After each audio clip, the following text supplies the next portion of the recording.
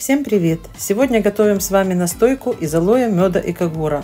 Эта настойка очень полезна для повышения иммунитета. Она обладает противовирусным и противокашлевыми свойствами. В этом рецепте используем алоэ, которому не менее 3 лет. Для начала нарезаем алоэ, которые выдержали в темном прохладном месте, то есть в холодильнике, 5 дней. Перекладываем наши листья в блендер и измельчаем.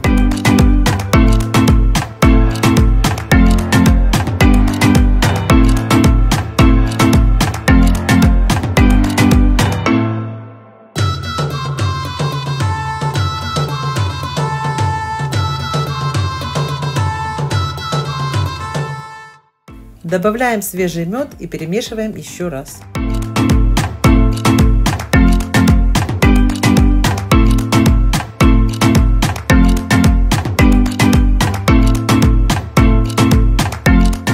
Добавляем натуральный когор и снова перемешиваем.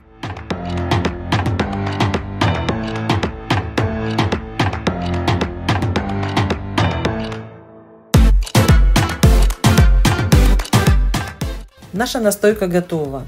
Ее можно делать из сока алоэ, либо из натуральных листьев, как сделала я в рецепте. Всем спасибо за просмотр, подписывайтесь на мой канал, ставьте лайки. До новых встреч!